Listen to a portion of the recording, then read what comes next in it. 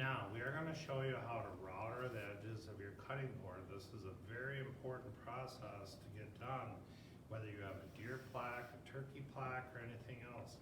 This hard maple has very, very sharp edges. Now, we're not gonna go over a lot of demo router. You need to watch the video. If you forget the proper use of the router, make sure you watch the video. Go back and view it again, all right? These are not toys. So what we need to do is prepare. Now, we have different routers that we can put on different shapes.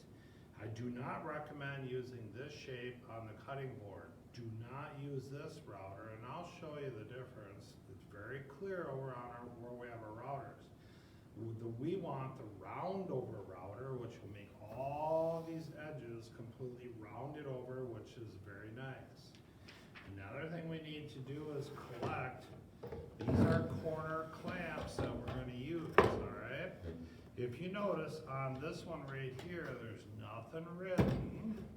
And this one has cutting board written on it.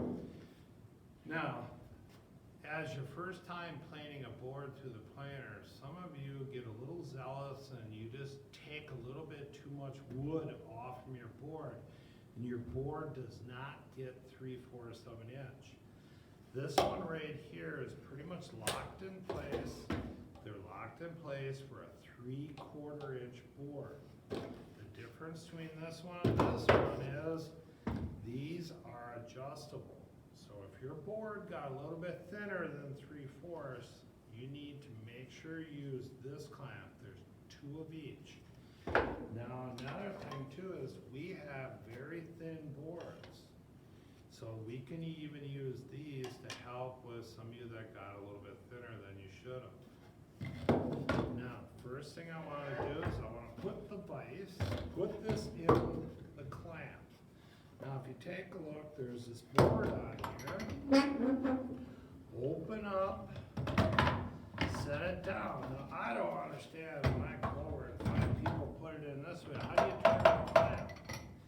So make sure it goes in the right way, clamps up so I control this. Make sure it's tight. Now I need to double check to make sure my board's gonna clamp up. You'll feel it here, feel the contact of the board if you get it right.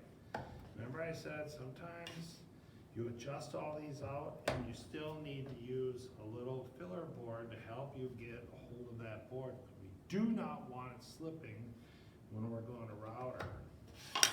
So my board was good. So now I'm going to go over and show you where to find the routers.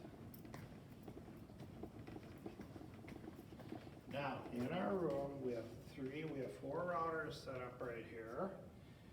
The black ones are all round over. The yellow one here puts that fancier edge that you may want to use on a deer plaque or a sign or your cribbage board. All right, but you can use the round over for any one of those. So I'm gonna grab a router, grab the router, take it back to my table. Do not set the router down like that. You will hurt the router bits. So we're gonna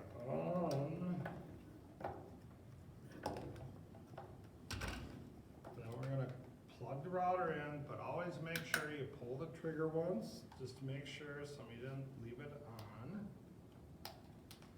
We plug it in. Now, we're gonna take the router. Remember, the router only, as just a reminder, only works clockwise. If you take a look, I can only work this section of the board for now, then I'm gonna have to do some readjustments. So what I want you to do is watch how I do this, because the router is a little bit louder and you probably won't be able to hear me. Watch how I move it around. Make sure the router's on.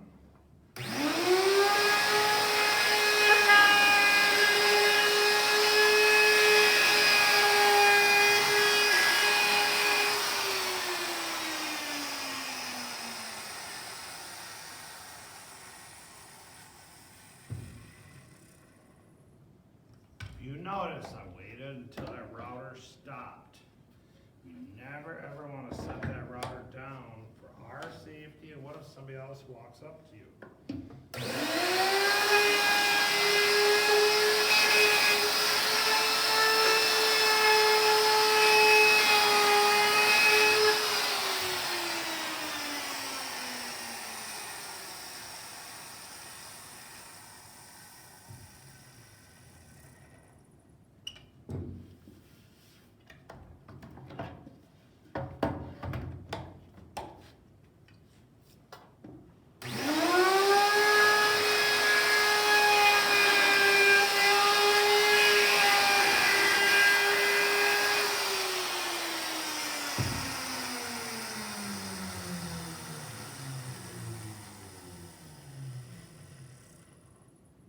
Now, if you notice, I've been working behind here. I've been doing that more for the video than anything else. Where should you be out working? You should be out here in front of the board. So now we'll do the last routing that I have to do. I'll do it out front so you can see that.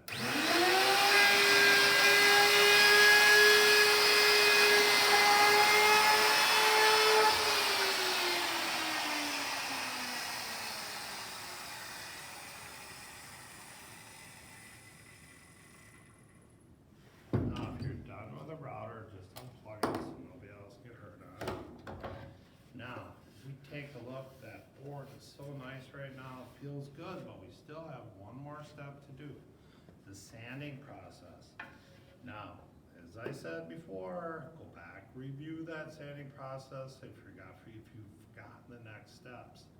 So now you want to make sure the board is completely sanded before we do the last steps of the project of the machining steps.